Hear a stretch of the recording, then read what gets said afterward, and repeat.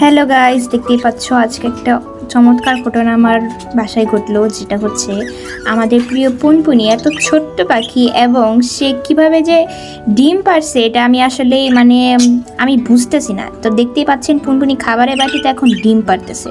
ওই যে দেখেন পুনপুনি কিন্তু ডিমটা পারতেছে, আপনারা কি দেখতে পাচ্ছেন? পুনপুনি খাবারের পাত্রতেই ডিমটা পারতেছে, মানে অবিশ্বাস্য ব্যাপার স্যাপার।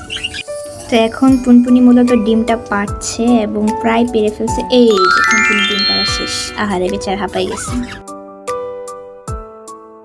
পুনপুনিকে হাঁড়ি দিলাম, হাঁড়িতে ওর ডিম সহ।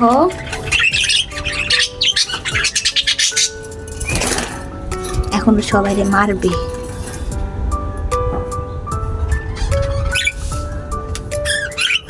পুনপুনি হাঁড়িতে গেছে আর সবাই ওকে উকি ঝুঁকি মারছে,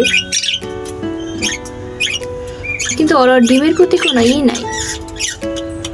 বুঝলাম না, তুই পারছিস ওই ডিম কাটাছিলি।